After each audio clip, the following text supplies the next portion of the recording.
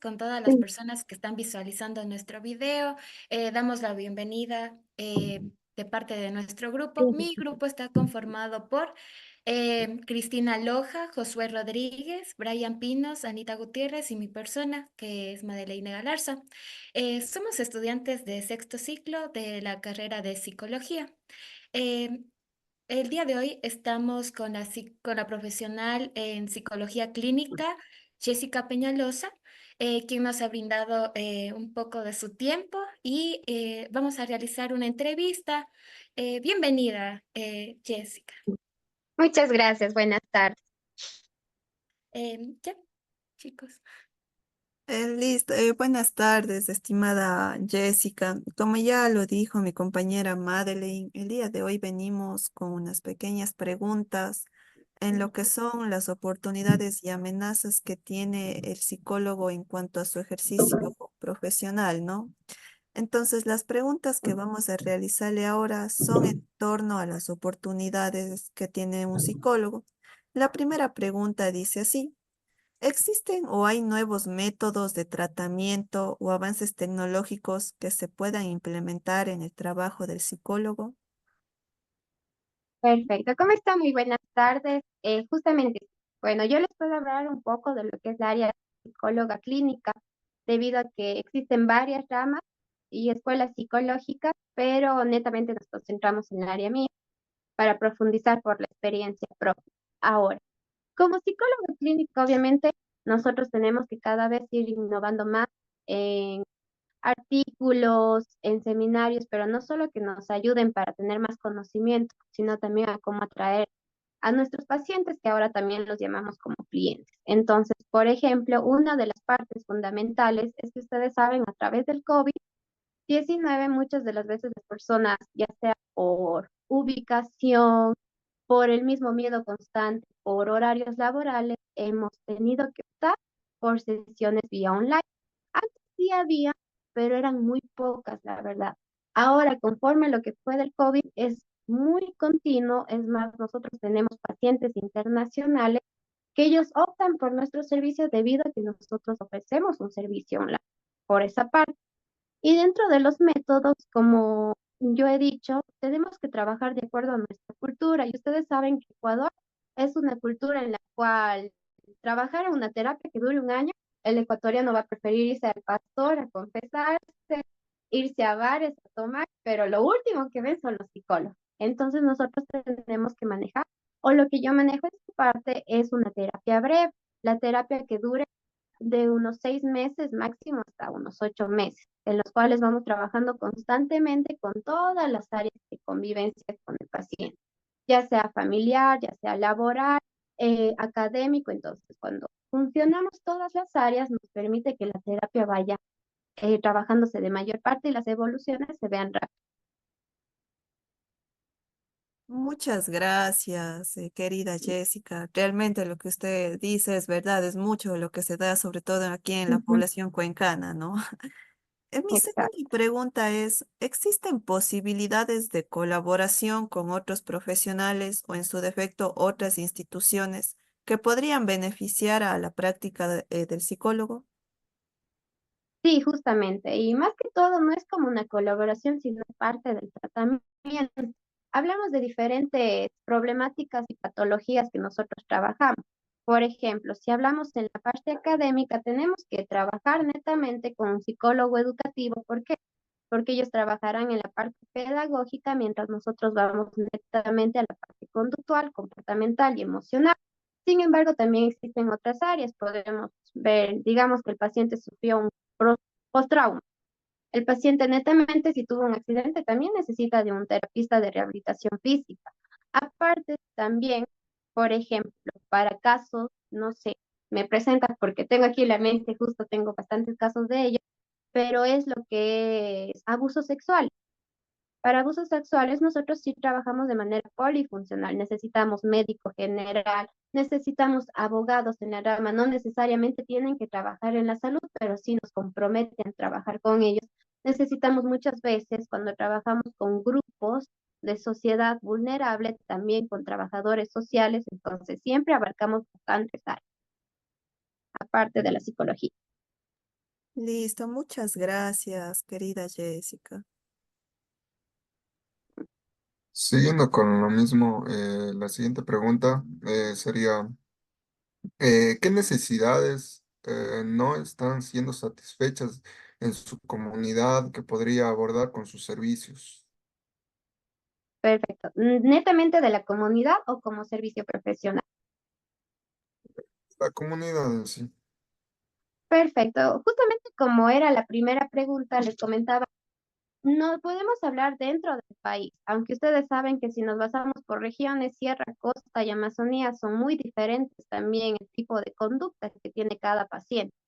Si ustedes pueden ver, los pacientes de la sierra son un poco más cerrados. Eso no quiere decir que sean todos, sino su mayor parte de pacientes son más cerrados. En cambio, en la costa son más liberales. De la Amazonía vamos entre liberales, pero ahí existe todavía el grado que es de nuestra raza indígena. Entonces ellos más se basan en sus rituales, aunque ustedes todavía no lo crean, o se basan en las culturas arcaicas que indicaban que siempre el maltrato es conocido como un ejemplo para, si hablamos de niños, para criar, si hablamos de parejas, para dar más amor, entonces tenemos que basarnos siempre en ese tipo de cultura. Aparte, también tenemos la otra cultura, que es la parte religiosa. Muchas de las veces nos tocan personas cristianas que ellos saben que todo combina con Dios. Entonces, por ejemplo, me pasó esto, es a consecuencia que Dios me trajo. Pero ¿qué pasa cuando es una persona atea? Cuando es una persona atea, todo lo que pasa es por parte científica, parte por métodos. Nosotros también tenemos que tener conocimiento de todo esto, los cosmos, porque vienen con muchísimas cosas. Pero ellos, en cambio, netamente lo ven como que, ¿por qué por ese lado? Pero menos se identifican con Dios. Entonces, ahí tenemos que basarnos en algo parcial, en el que sí, esto viene, pero nos ayuda en nuestra parte profesional, en el conocimiento dado por nosotros. Afecta de cierta manera cuando nosotros no sabemos conocer a nuestro paciente. Por eso yo siempre digo que en la primera entrevista nosotros es donde mayormente generamos rapport y empatía. ¿Por qué razón? Porque así conocemos a nuestro paciente y vamos a saber cómo manejar. Así ustedes vean que es el mismo diagnóstico, la misma patología que se parezca a tal paciente que tú, va a ser diferente el tipo de manejo con ellos. No sé si logré contestar su pregunta. Sí, perfecto. Y también, si usted conoce de algunos programas gubernamentales o institucionales que ofrezcan apoyo a clínicas de psicología. Tenemos algunos programas. Bueno, yo les puedo hablar, como les digo, por mi experiencia, porque yo me dedico más a la terapia infanto-juvenil. Yo trabajo netamente con programas que es para este tipo de edad. Ahora, podemos hablar de instituciones no gubernamentales, como es Aldeas SOS Infantiles, que es un lugar donde hay niños vulnerables que viven en orfandad. También tenemos otro que es gubernamental, como es la institución o fundación Tadeo Torres, que también es un lugar donde hemos trabajado de manera voluntaria y también con algunos casos que llevamos de seguimiento. Tenemos otro, en cambio, a centros de adicciones, como es el CETAC gratis, que está dentro de, ay, se me fue, la ubicación es San Joaquín, se me quedó el sector permanente. Tenemos otro, es el CETAC, nueva generación o nueva rehabilitación. Ahí sí les mentiría cómo es, pero está dentro del sector, con ellos hemos trabajado. Y ellos igual brindan toda esta capacitación y trabajo netamente para psicología. Ya, Perfecto, muchas listo. gracias. Muchísimas gracias. Ya para ir finalizando con el tema de las oportunidades, la última pregunta que le tenemos es, ¿qué oportunidades de desarrollo profesional le gustaría explorar en un futuro, experimentar en un futuro? Perfecto. La verdad, suena muy raro, pero a mí me gusta investigar todo sobre infanto juvenil, netamente la problemática que es un abuso sexual infantil, debido a que si ustedes saben, las principales patologías que nosotros encontramos en la salud mental vienen desde pequeños. Entonces, como les digo, yo trabajo netamente, me determino a esa problemática He tenido varios casos en los cuales voy poco a poco observando y analizando, y a través también de cursos y seminarios, lo que es por qué se llevan este tipo de patología y qué es lo que trae en un paciente victimario y también en una víctima como tal entre los dos. Entonces, me gusta más la área, pero como les dije, si hablamos también de las culturas, como mencionamos antes, me gustaría abarcar más en temas y hacer estudios más en temas de centros rurales, sectores rurales, que están lejos de la parte urbana. ¿Por qué? Porque ahí es donde hay mayor rango de vulnerabilidad y de abuso sexual, como en rangos de infanto juvenil. En esa.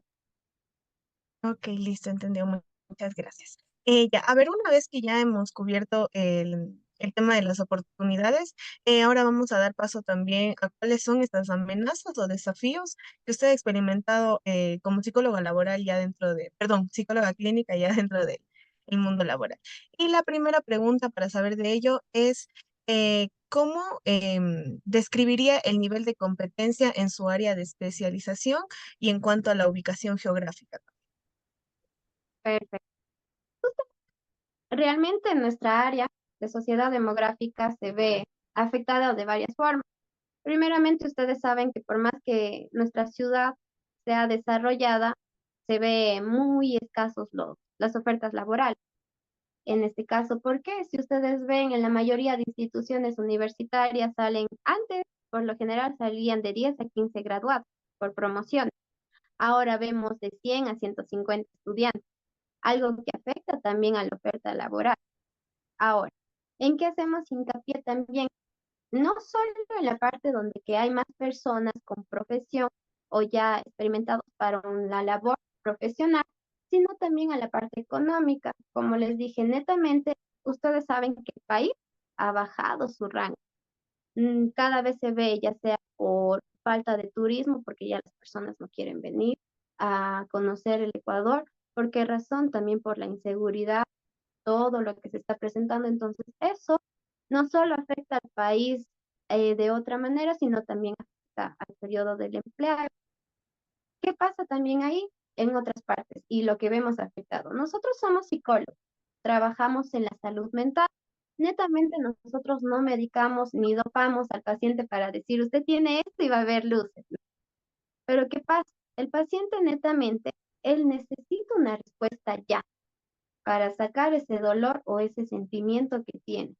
Si nosotros somos psicólogos, no medicamos, no administramos ningún medicamento, en esta parte geográfica somos los últimos en donde va a asistir un paciente.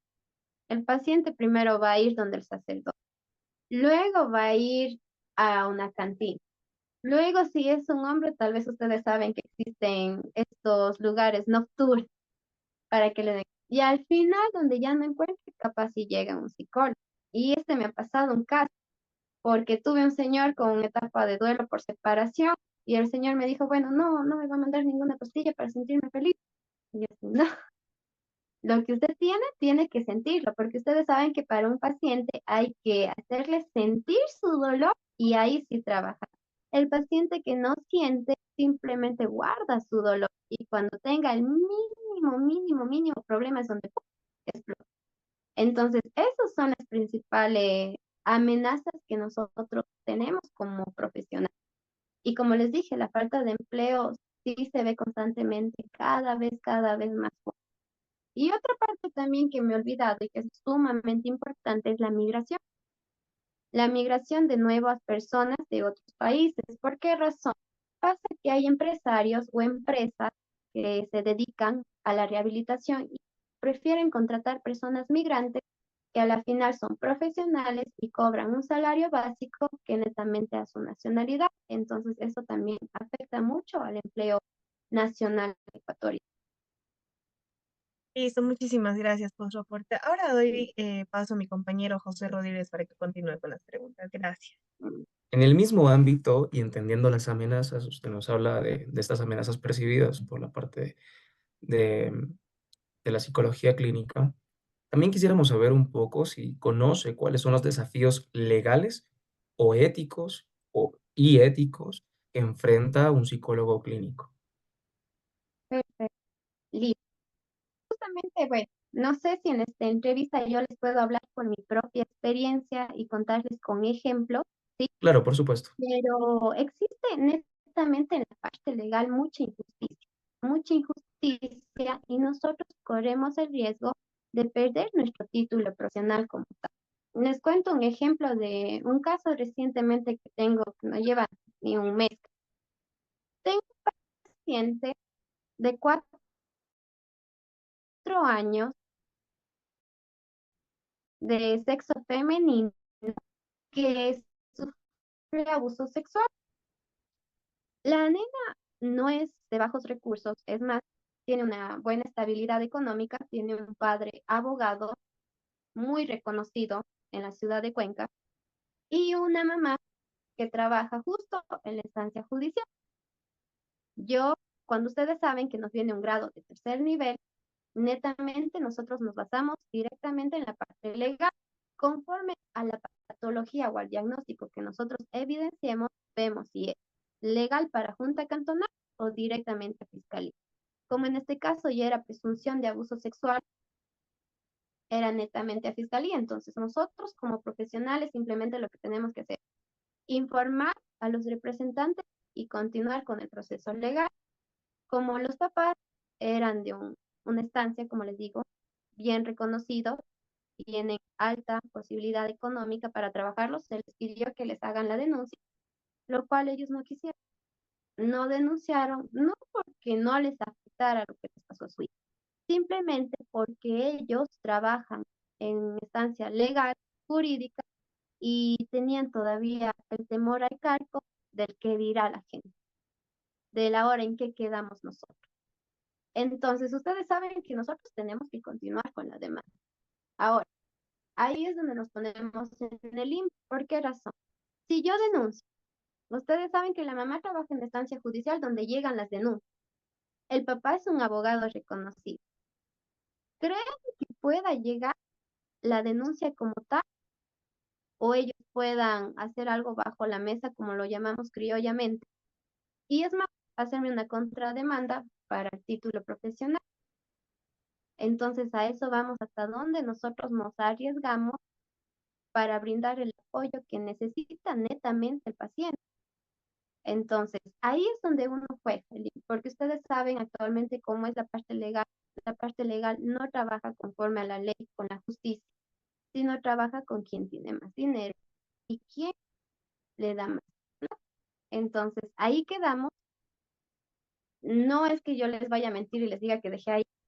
Sí, sí, trabajé con los papás y los papás me acompañaron, hicieron la denuncia, pero no a la fiscalía, a la Junta Cantonal, donde la Junta Cantonal, ustedes saben que no podemos llevarlo. ¿Por qué? Porque revictimiza a la víctima, pero era la única forma legal que tuvimos. Entonces, esos son actos que se presentan donde nosotros. No es que ahora, por cómo está la sociedad, todos van a actuar, porque ustedes saben que ahora los niños están con su crianza respetuosa, entre comillas, ¿no es cierto? Y como les llamamos, son la nueva generación de vida, que los papás drogándoles ahí. Hay papás todavía arcaicos que siguen con sus creencias irracionales y esto nos juega mucho, más en aspectos que son netamente problemáticas legales, que sí nos jugamos nosotros. Aparte que también, si nosotros damos un mal diagnóstico, a nosotros nos realizan una auditoría, un peritaje, y aparte tenemos que estar junto a la audiencia, como nos hacen también el interrogatorio. ¿Y qué pasa si en audiencia no sabemos defender? Hacemos que nuestra víctima, que nosotros sabemos tal vez que era víctima y necesitaba que se cumpla la ley, no se haga justicia. Entonces, esos son los riesgos que nosotros tenemos. Por esa razón, cuando tengan ustedes patologías donde saben que es un grado de tercer nivel, prepararse desde los reactivos aplicados. ¿Por qué razón? Porque en audiencias ustedes no le preguntan y qué vio en resultados, les preguntan cuál es el autor, qué es lo que evalúa el texto, desde cuándo fue el año en publicación, para qué edad. Entonces, tienen que estar súper preparados en el tema. Ok, ya entendemos entonces los desafíos legales y éticos que se puede enfrentar un psicólogo clínico. Ahora, quisiéramos conocer cómo afectan las condiciones económicas, sean del paciente o de la misma familia, a las actuales demandas de los servicios que ejerce o que ofrece un psicólogo clínico. Pero justamente nosotros nos basamos en esa parte y antes de tomar la parte económica tenemos que ver la parte demográfica, debido a que nosotros todavía estamos en proceso de evolucionar como país. Entonces, netamente no podemos decir que nosotros vamos a una evaluación y cobramos 100, 150 o una sesión terapéutica. No es posible. Y aparte no le da ni con el sueldo si ponemos un básico para el paciente. Nosotros, cuando tenemos un empleo fijo, por decir, con contrato, es donde el contratista nos da nuestro porcentaje. Obviamente, cuando somos profesionales, parte un aumento de un sueldo básico. Depende de la empresa, es donde sube hasta qué nivel. Por ejemplo, cuando son gubernamentales, estamos hablando de un sueldo del profesional de unos $1,000 para arriba, pero en instituciones netamente particulares el sueldo es de, pongámosle una media entre 800 hasta sueldo básico. Entonces, ¿qué pasa cuando nosotros somos en cambio nuestros propios y creamos nuestro propio centro? Nosotros tenemos que abarcar el nivel de pacientes que vamos a tener. ¿Por qué razón? Porque cuando nosotros comenzamos desde cero, ustedes saben que el paciente no nos llega volando. Tenemos que generar promociones, folletos en los que indique qué realizamos. Aparte de también generar todo este tipo de publicidad, tenemos que fijarnos en un descuento de lo que los demás hacen, porque ustedes tienen que atraer al cliente o al paciente como tal. Por esta razón, y viendo la sociedad demográfica que tenemos, la base mínima se ha visto afectada. Antes era un $40 la sesión. Ahora ustedes van a encontrar sesiones de 15, de 10, hasta de $5. ¿Por qué razón? Porque la gente, como les digo, la gente todavía tiene esta idea de que el psicólogo es para locos. El psicólogo no es la persona que nos orienta, simplemente allá se van los locos, los que ya están psicoseados, saben decir. Entonces, lamentablemente nuestra cultura es así y como les dije, los pacientes van a irse a todo lado y por último van a recurrir donde uno. Actualmente, si nos basamos en la psicología educativa, sí hay una mayor remuneración. ¿Por qué razón? Porque las escuelas son las que envían a un proceso como tal para nivelación o para evaluación psicopedagógica a los niños. Obviamente que por el nivel económico que tenemos, las evaluaciones no pueden superar más de $150, algo que también se ve afectado, porque si hablamos de reactivos, los reactivos nos están costando $400. Reactivos que son como el test de WIC, son reactivos realmente costosos. Entonces, si hablamos de este tipo de reactivos, nos cuesta que no, si ustedes ven, no llegamos al nivel de una evaluación. Justamente por eso también se ven los reactivos piratas, los que descargamos nomás. Entonces, ahí vamos a lo que el paciente hay que ajustarnos al nivel económico que tiene. Muchas veces también los docentes mandan las evaluaciones, llegan, pero que si el papá no aplica esta evaluación como tal, deriva a la Junta Cantonal, en el cual ya se vuelve un proceso legal. Por eso los papitos abarcan y como les digo, hay bastante campo para una oferta laboral en psicología educativa. Pero como les digo, desgraciadamente la economía va bajando. Hay sesiones terapéuticas en las que ya no cuestan ni 60 ni 40, sino ya van de 10, $5 por sesión. Entonces se ve afectado. Y ustedes saben que aquí los arriendos no son baratos, por decir. Eso ya los desorienta y muchas personas prefieren mejor dedicarse a otra cosa que su profesión.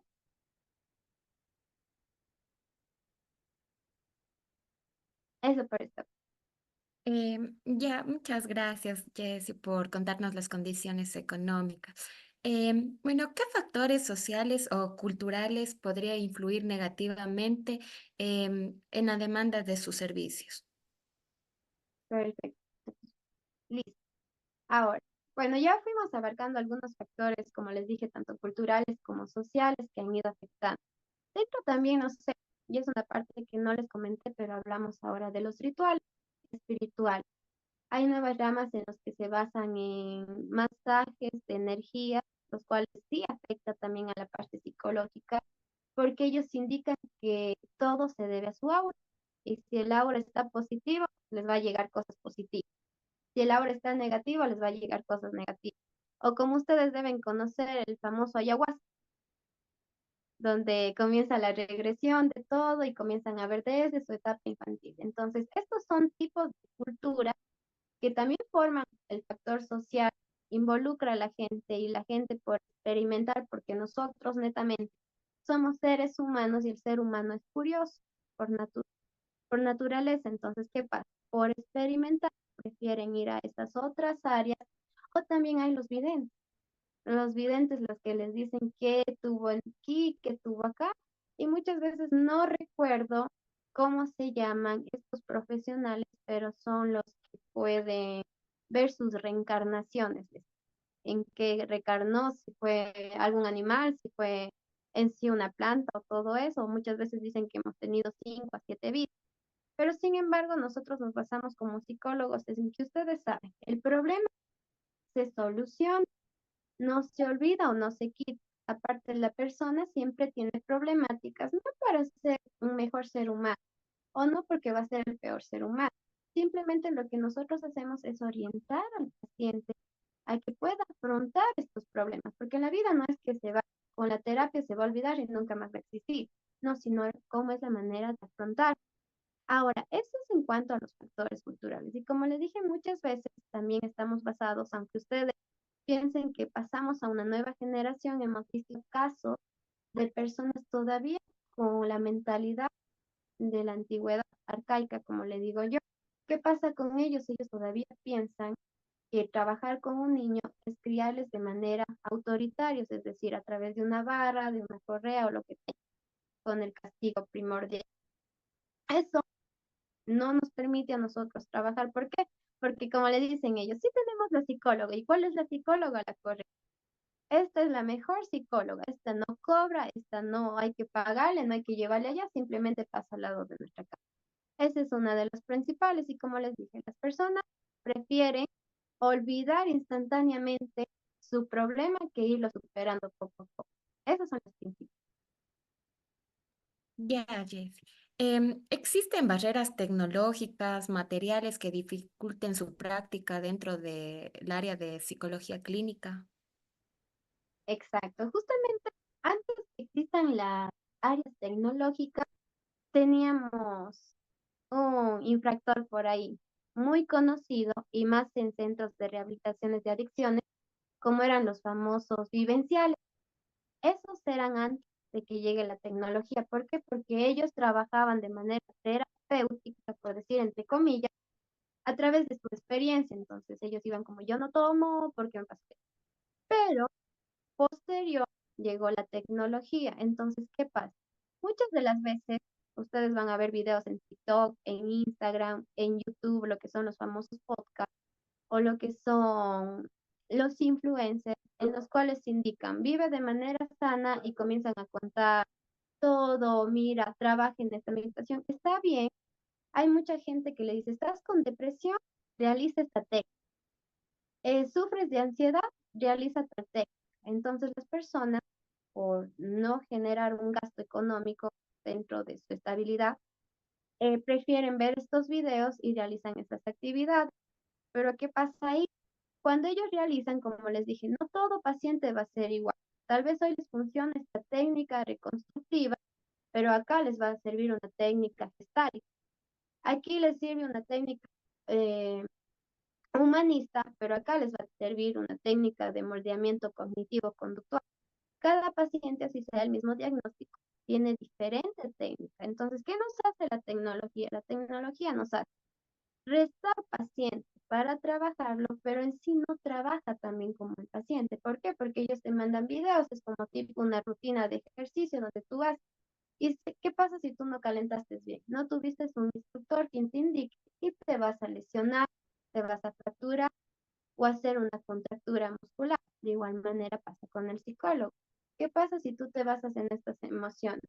Si te dice, vamos a trabajar en una técnica de relajamiento para trabajar en ansiedad y tú sufres de temas de cardíaco, No puedes estar con un buen tiempo reteniendo el aire en tus pulmones. Entonces, en eso sí tenemos que tener sumamente cuidado, pero sí se ha visto afectado continuamente este grado de profesionalismo con la tecnología. Bueno, Jessy, muchas gracias. Gracias por tomarse el tiempo de hablar con nosotros el día de hoy. Ha sido muy interesante aprender sobre su enfoque y sobre cómo es trabajar dentro del área de psicología clínica. Estamos muy agradecidos por la entrevista que nos ha brindado el día de hoy. Listo, muchas gracias. No me sé los nombres de todos, pero muchas Muchísimas gracias de todo. Muchas gracias. gracias a usted. Gracias. Y como les digo, Gracias. Muchísimas gracias. tranquilos de que, créanme que aquí hay trabajo para todos, de todo, pero Gracias, tranquilos. muchas gracias. Dedíquense a temas y amen su carrera, porque cuando ustedes aman, créanme que van a trabajar con mayor entusiasmo, con mayor energía y netamente con un trabajo bien hecho les van a llegar cinco. Así que denlo por todo. Por más que ya estemos nosotros, hasta luego me han de ganar con pacientes, ¿verdad? Ah, Así que Jessy, muchas cuídense mucho. gracias. Les envío